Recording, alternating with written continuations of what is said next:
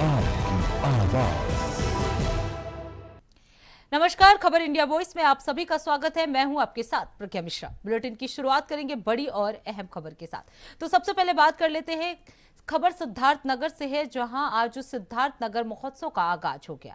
ये महोत्सव 1 फरवरी तक चलेगा। आपको बता दें, मुख्यमंत्री योगी आदित्यनाथ ने इसका उद्घाटन किया। इस मौके पर मुख्यमंत्री ने जिले में 1051.87 करोड़ की परियोजनाओं का शिलान्यास और लोकार्पण किया। बताया जा रहा है कि सीएम 678 करोड़ रुपए परियोजनाओं का शिलान्यास करेंगे, इसके जबकि 3373 करोड़ रुपए की परियोजनाओं का उन्होंने लोकार्पण किया है। इसके अलावा मुख्यमंत्री ने लोक निर्माण विभाग की 4037 करोड़ जल निगम के लिए और 206 करोड़ सेतु निगम के लिए और 129 करोड़ सरयू नहर खंड के लिए और 115 करोड़ रुपए समेत पर्यटन विभाग, आवास विकास, जल पंचायत, सिडको और ग्रामीण अभियंत्रण विभाग के लिए कई परियोजनाओं का लोकार्पण और शिलान्यास किया। मैं सबसे पहले विश्व मानवता के लिए करुणा और मैत्री का संदेश देने वाले भगवान बुद्ध की इस पावन धरा को कोटि कोटि नमन करता हूं और आप सभी को सिद्धार्थ नगर महोत्सव के शुभारंभ के अवसर पर पूरे सिद्धार्थ नगर जनपद वासियों को, यहां के माननीय जनप्रतिनिधियों को हृदय से बधाई देता हूं।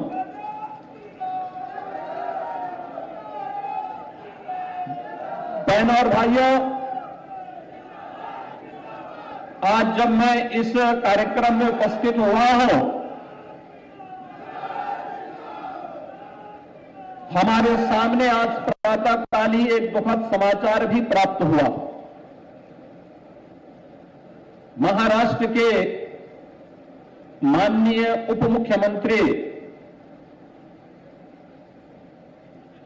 श्री अजीत पवार जी का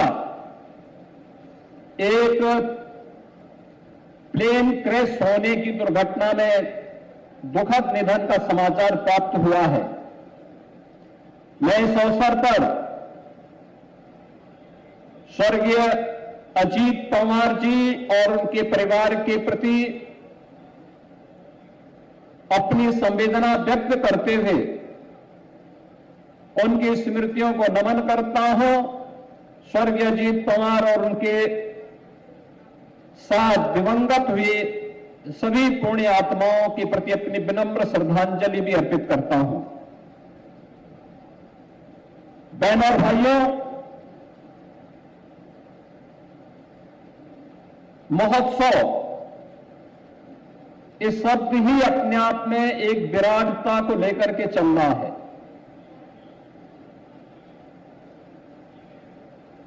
मनुष्य अपने आप में ईश्वर की सर्वश्रेष्ठ कृति है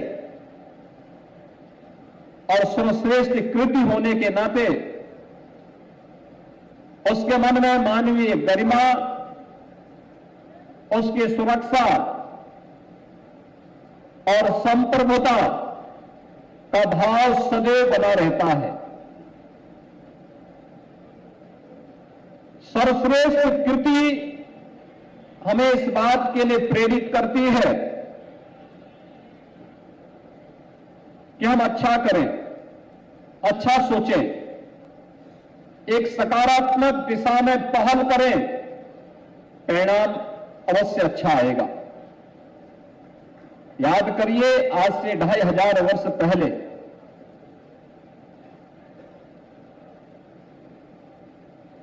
यह जनपद जिनके नाम पर बना है,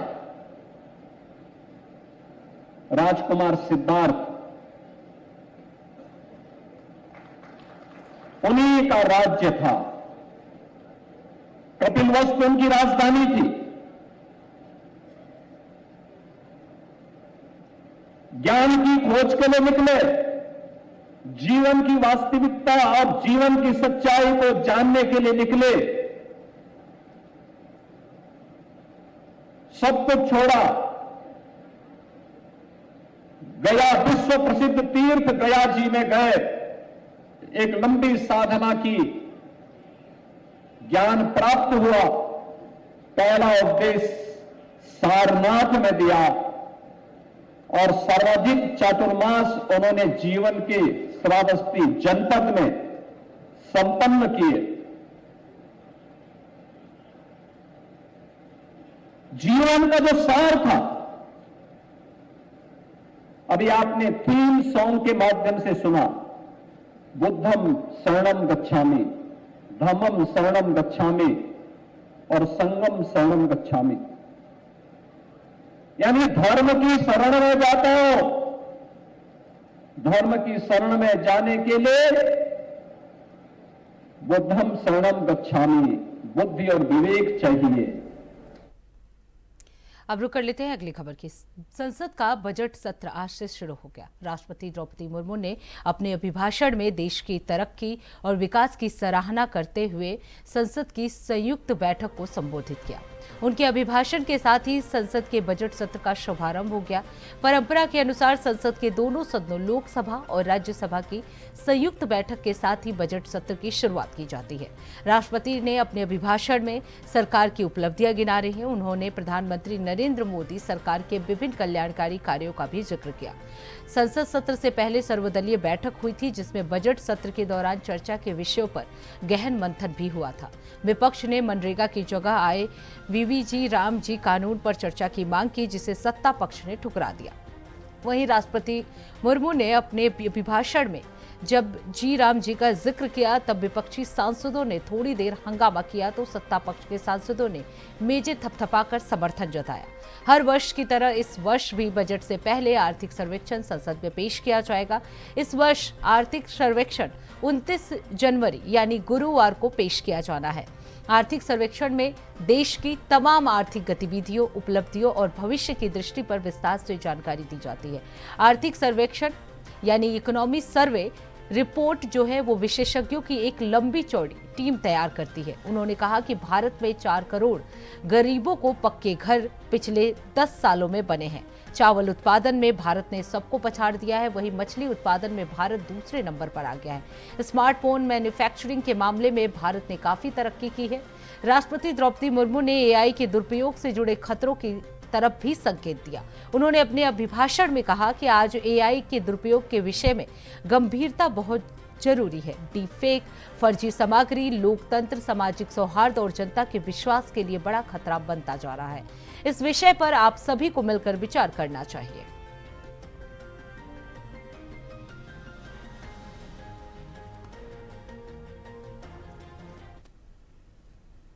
मेरी सरकार दलितों, पिछड़ों, वंचितों, जनजातीय समाज सभी के लिए पूरी संवेदनशीलता से काम कर रही है। सबका साथ, सबका विकास का विजन देश के हर नागरिक के जीवन में सकारात्मक प्रभाव ला रहा है।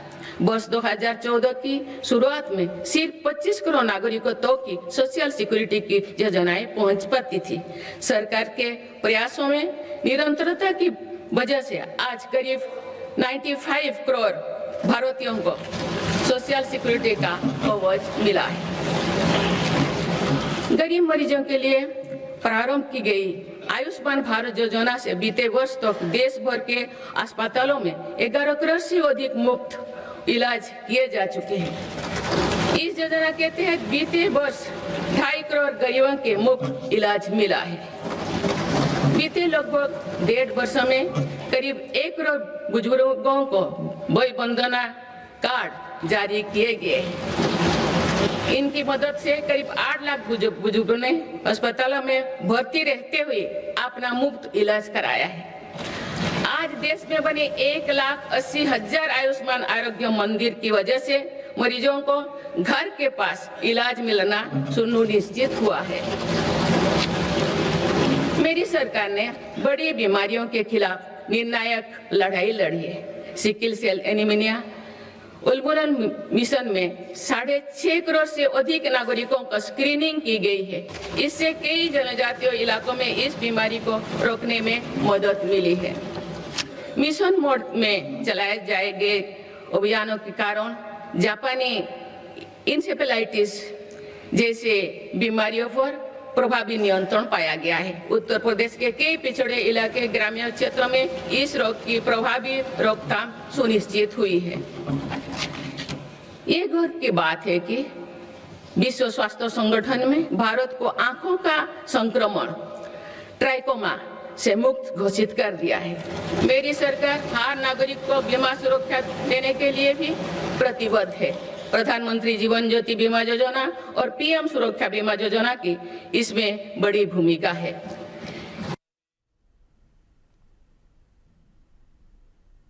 अब रुक करते हैं अगली खबर की। महाराष्ट्र की राजनीति के प्रमुख चेहरों में शामिल अजीत पवार लंबे समय से राज्य की सियासत में अहम भूमिका निभाते रहे। दुर्भाग्यपूर्ण आज सुबह बारामती में उप मुख्यमंत्री अजीत पवार का विमान हादसे में मौत हो गई। आपको बता दें 66 वर्ष की उम्र में उनका निधन हो गया। महाराष्ट्र की राजनीति के दिग्गज नेता अजीत पवार को पिछले 13 वर्षों में 5वीं बार उप मुख्यमंत्री बनने का अवसर मिला था।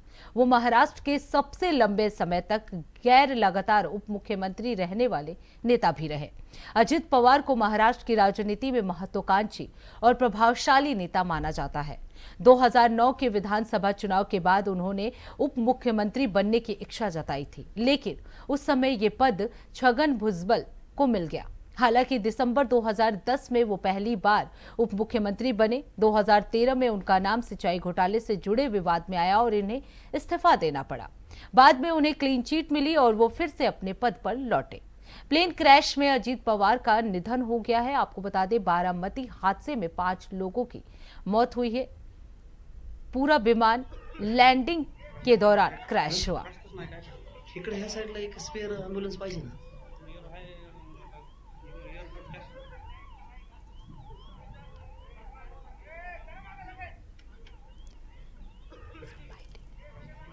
तो आपको बता दें अजीत पवार का विमान दुर्घटना में मौत हो गई है।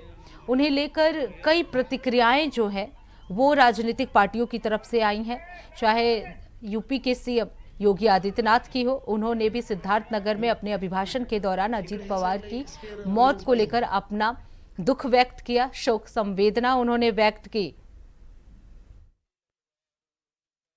मुझे बहुत ही शॉकिंग न्यूज़ है, दर्दनाक है और हृदय विदारक है। आपसी मतभेद रहे हैं पर उनके साथ मुझे काम करने का मौका भी मिला है और अत्यंत कमिटेड और हमेशा काम से काम रखने वाले एक व्यक्ति थे। और मैं पवार साहब को, सुप्रिया को, सुनेत्रा जी को, पार्थ को, जय को, सभी को अपनी संवेदनाएं व्यक्त करना चाहूंगी। और वो लाखों करोड़ों जो बारामती वाले हैं, महाराष्ट्र वासी हैं, उन सबको अपना संवेदनाएं व्यक्त करना चाहूंगी, क्योंकि वो एक महाराष्ट्र के एक मैं कहूंगी अमंग्स द यंगर लीडरशिप थी और काफी प्रॉमिसिंग लीडरशिप थी। उनका इस तरीके से जाना बहुत ही दर्दनाक है, बहुत ही दुखद है। एक ऊर्जावान नेता की इस प्रकार से अचानक मौत हो जाना निश्चित रूप से बहुत दुखदायी है। और प्लेन का क्रैश होना बहुत ही, मतलब सुबह ही सुबह ऐसी न्यूज़ मिली कि बड़ा मन एकदम विचलित हो गया। और बहुत ही हमारी पूरी संवेदनाएं उनके परिवार के साथ हैं। ईश्वर उनको, बस यही दुआ है कि ईश्वर उनको अपने चरणों में वास दे। अब रुक कर लेते हैं अगली खबर की। मुख्यमंत्री योगी आदित्यनाथ ने भी महाराष्ट्र के बारामती में हुए विमान हादसे में डिप्टी सीएम अजीत पवार और अन्य लोगों के निधन पर शोक व्यक्त किया। उन्होंने अपने एक्स पोस्ट में लिखा कि महाराष्ट्र के बारामती में हुए दुर्भाग्यपूर्ण विमान हादसे में महाराष्ट्र के उप मुख्यमंत्री श्री अजीत पवार जी और अन्य सदस्यों का निधन अत्यंत दुखद और हृदय विदारक है। उन्हें विनम्र श्रद्धांजलि अर्पित करता हूं। मेरी संवेदनाएं शोक संतप्त और परिजनों के साथ है। प्रभु श्री राम से प्रार्थना है कि दिवंगत पुण्य आत्माओं को सद्गति और शोकाकुल परिवार को यह अथाह दुख सहन करने की शक्ति प्रदान करे। ओम शांति। तो अजीत पवार की मौत को लेकर मुख्यमंत्री योगी आदित्यनाथ ने भी दुख जताया है। उन्होंने एक्स पर ट्वीट कर श्रद्धांजलि अर्पित की। उन्होंने कहा, मेरी संवेदनाएं शोक संतप्त जो है परिवार के साथ है। प्रभु राम से ये प्रार्थना है कि इस दुखद घड़ी में परिवार को ये दुख सहन करने की हिम्मत दे। अब रुक कर लेते हैं अगली खबर की। मथुरा में श्री बांके बिहारी जी मंदिर के आसपास जन सुविधाओं के विकास की दिशा में एक और महत्वपूर्ण कदम उठाया गया है। आपको बता दें, कैबिनेट मंत्री और गन्ना विकास और चीनी मिले विभाग लक्ष्मी नारायण चौधरी की गरिमामय उपस्थिति में जन सुविधा विकास परियोजना के अंतर्गत दूसरी रजिस्ट्री की प्रक्रिया जो है वो संपन्न हुई। इस अवसर पर जिलाधिकारी चंद्र प्रकाश सिंह और अपर जिलाधिकारी वित्त और राजस्व डॉक्टर पंकज कुमार वर्मा भी मौजूद रहे। विक्रेता मनीष मिश्रा द्वारा 322 वर्ग मीटर भूमि का बैनामा ठाकुर श्री बांके बिहारी जी के नाम पर किया गया, जिसका क्रय मूल्य राशि 1 करोड़ के आसपास है। कैबिनेट मंत्री ने कहा कि इस परियोजना से श्रद्धालुओं को बेहतर सुविधाएं मिलेंगी और व्रज क्षेत्र में धार्मिक पर्यटन और रोजगार को बढ़ावा मिलेगा।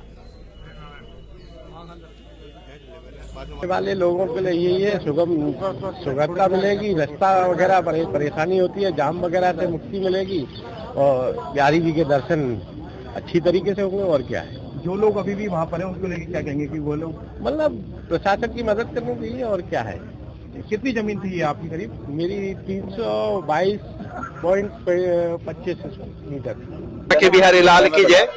आज जो माननीय सर्वोच्च न्यायालय के द्वारा उच्च अधिकार प्राप्त समिति श्री जस्टिस अशोक कुमार साहब की अध्यक्षता में गठित है, उनके निर्देश से आदेश से दूसरा बैनामा 322 वर्ग मीटर का श्री ठाकुर बांके बिहारी जी के पक्ष में श्री मनीष मिश्रा जी के द्वारा किया गया है। और मैं उनको बहुत बहुत धन्यवाद देता हूं कि भगवान के इस पुनीत कार्य में, भगवान की सेवा में उन्होंने अपनी रजिस्ट्री की है। मैं सभी जो जिनके भी मकान और दुकान आ रहे हैं, मैं उनको अनुरोध करूंगा कि आकर के अपना बैनामा श्री ठाकुर बांके बिहारी जी के पक्ष में करें। जो धनराशि है वो लगभग 80,000 रुपए प्रति वर्ग मीटर की दर से दी गई है। और इसके अलावा जिस किसी का दुकान भी आएगा उसको भी 1,80,000 रुपए प्रति वर्ग मीटर दुकान का पैसा उसको मिलेगा। और अब रुक कर लेते हैं अगली खबर की। धर्म नगरी वृंदावन में चैतन्य विहार स्थित बालिका संरक्षण गृह से 5 लड़कियों के फरार होने से हड़कंप मच गया है। घटना बीती रात की बताई जा रही है, जब संदिग्ध परिस्थितियों में 5 बालिकाएं संरक्षण गृह से बाहर निकल गई। वहीं सूचना मिलते ही जिला समाज कल्याण अधिकारी श्लोक कुमार, एसडीएम वित्त और राजस्व पंकज वर्मा और इसके साथ ही एसपी सिटी राजीव कुमार भारी पुलिस बल के साथ मौके पर पहुंचे। पुलिस ने तत्परता दिखाते हुए बालिकाओं को सकुशल बरामद कर लिया, जबकि 3 की तलाश लगातार जारी है। एसएसपी श्लोक कुमार ने बताया कि समाज कल्याण विभाग की तहरीर पर मुकदमा दर्ज कर लिया गया है। ये बालिका गृह में सूचना प्राप्त हुई थी। थाना क्षेत्र वृंदावन में ये पड़ता है कि रात्रि में करीब 1 बजे के करीब ये सूचना मिली कि यहाँ से 5 बालिकाएं कल रात में भाग गई हैं। इस सूचना पर यहाँ अभी जिला समाज कल्याण अधिकारी और बाकी पूरी टीम यहाँ उपस्थित है और इसमें समाज कल्याण विभाग की तरफ से जो तहरीर प्राप्त है उसके आधार पर मुकदमा पंजीकृत किया गया। और हमारी टीमें लगातार सीसीटीवी और आसपास के लोगों से पूछताछ कर रही हैं। बच्चियों की बरामदगी के लिए टीमों का गठन कर दिया गया है। इनमें से 2 बच्चियों को सकुशल बरामद कर लिया गया है। शेष 3 बच्चियों के लिए हमारी टीम रवाना है, उन्हें भी जल्द से जल्द बरामद किया जाएगा। और इसमें जिन लोगों की भी लापरवाही पाई गई है उनके विरुद्ध कठोर कार्रवाई भी की जाएगी। अब रुक कर लेते हैं अगली खबर की। यूजीसी 2026 के नए नियमों को लेकर देश भर में विरोध लगातार जारी है। इसी बीच कानपुर से समाजवादी पार्टी के विधायक अमिताभ वाजपेयी ने सरकार पर तीखा हमला बोला। क्या कुछ कहा, चलिए आपको सुनाते हैं। यूजीसी पर सियासी हलचल तेज है। एक तरफ जहां विपक्ष लगातार हमलावर है, वहीं भारतीय जनता पार्टी के कार्यकर्ता भी अब यूजीसी के विरोध में इस्तीफा दे रहे हैं। कानपुर में इस वक्त हमारे साथ मौजूद है समाजवादी पार्टी के विधायक अमिताभ वाजपेयी जी, उनसे बातचीत करेंगे। सर, यूजीसी को लेकर आपका क्या कहना है? भारतीय जनता पार्टी सोची समझी राजनीति के तहत लगातार समाज में विघटन कराने का काम करती है। ये एक बार और उन्होंने समाज में विघटनकारी काम किया है। कहीं ना कहीं सवर्णों को बैकवर्ड से, बैकवर्ड को एससी से, एससी को एसटी से, सबको वर्गों को आपस में लड़ाने की साजिश करी है ताकि लोग इन्हीं झगड़ों में उलझे रहें। क्योंकि भारतीय जनता पार्टी की राजनीति नफरत से पैदा हुई है। पहले उन्होंने धर्म के आधार पर लोगों को लड़वाया और हिंदू मुस्लिम पे लड़वा करके हिंदू शंकराचार्य तक को नहीं छोड़ा, मंदिरों तक को नहीं छोड़ा। पहले धार्मिक आधार पर लड़वाते रहे, जातीय आधार पर लड़वाते रहे, अब वर्गों को लड़वाते हैं। ये केवल दो काम करने वाली पार्टी है, लड़ते रहिए या लाइन में लगे रहिए। आपने देखा होगा पहले सीएनआरसी के नाम पर किस तरीके से उन्होंने किया। आपने किसान बिल के मुद्दे पे देखा होगा भारतीय जनता पार्टी ने क्या किया। और नोटबंदी हो, कोविड का टीका हो, राशन की दुकानें हो, एसआईआर हो, कहाँ का उन्होंने लाइन लगवाई। भारतीय जनता पार्टी की सीधी राजनीति है, फूट डालो, राज करो, लड़ते रहो, लाइन में लगे रहो। यही इसकी नई पैतरा है, लेकिन जनता समझ चुकी है ये चलने वाला अब नहीं है। यूजीसी के विरोध में जो है भारतीय जनता पार्टी कार्यकर्ता भी इस्तीफा। देखिए, ये बात विरोध और समर्थन की नहीं है। बात यह है कि आवश्यकता कहाँ पड़ गई। यूनिवर्सिटी के अंदर ऐसा कौन सा विषय था जिसके लिए कानून पहले से उपलब्ध नहीं था। इस तरह का विघटनकारी कानून लाने की जरूरत क्या थी, जब छात्र तो बड़े निर्मल हृदय के होते हैं, आपस में दोस्ती होती है तो उसमें जात पात धर्म नहीं आता है। वहां पर इससे विघटन नहीं करना चाहिए था। भारतीय जनता पार्टी के कुछ अभी अगर लोगों की आंखें खुली होंगी तो हमें लगता नहीं कि वो पर्याप्त है। बड़े पैमाने पे इस पर भारतीय जनता पार्टी की ओर से कार्रवाई होनी चाहिए। समाजवादी पार्टी क्या करेगी यूजीसी पर? देखिए, हम लोग स्पष्ट है, हम लोग समाज को बांटने की राजनीति नहीं करते, हम लोग समाज को जोड़ने की राजनीति करते हैं। हमारा सीधा कहना है कि पहले हम शिक्षा का स्तर बेहतर करें, स्वास्थ्य का स्तर बेहतर करें, इंफ्रास्ट्रक्चर बेहतर करें, सुरक्षा बेहतर करें, व्यापार बेहतर करें। हमारा राजनीतिक उद्देश्य समाज को जोड़ने का होना चाहिए, समाज में विघटन का संदेश नहीं जाना चाहिए।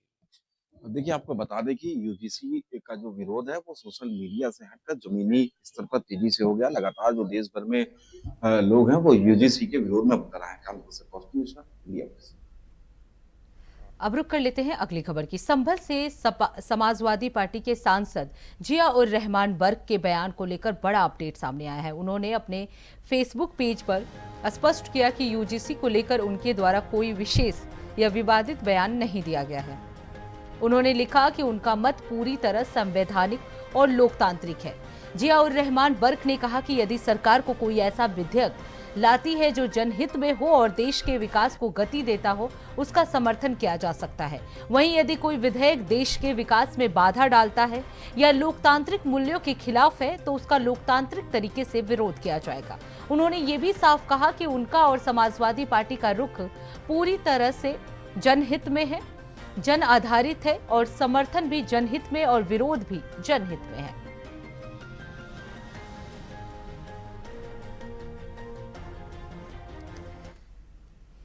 बड़े से बड़ा स्टार हो, पुलिस हो, प्रशासन हो, विधायक हो, सांसद हो, अगर कोई देश के कानून को तोड़ने का काम करेगा, कोई लोकतंत्र संविधान की सीमाओं को लांघने का काम करेगा, तो हमें उम्मीद है हमारी देश की न्यायपालिका है जो कि उस चीज के उनको सबक सिखाकर या उनको सजा देने का काम करेंगी। तो इसलिए हमें समझना होगा ये कोई जो मेरे शब्द हैं, जो मेरे अल्फाज हैं, ये गैर कानूनी नहीं बल्कि संवैधानिक रूप से जो हमारी ताकत है वही अल्फाज है। और हम आज अगर आपके सामने इस बात को कह रहे हैं, ये जो मैं बताना चाह रहा हूं, या आपको वो अल्फाज बताना चाहता हूं कि जो कानून की ताकत है वो आपको और हमें समझनी चाहिए। हमें जानना चाहिए कि हमारा इस देश का संविधान हमें क्या सिखाता है, क्या ताकत देता है। तो इसी के साथ इस बुलेटिन में बस इतना ही। देश दुनिया की तमाम बड़ी खबरों के लिए देखते रहिए इंडिया वॉइस। तब तक के लिए नमस्कार।